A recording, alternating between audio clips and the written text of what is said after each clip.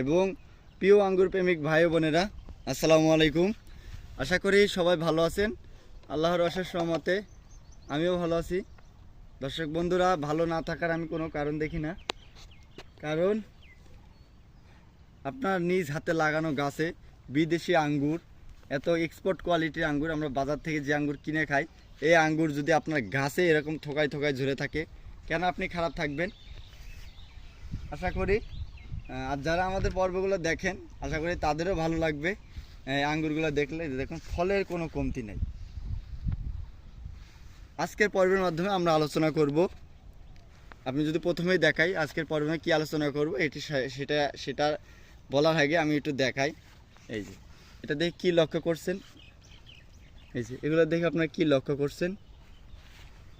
এই যে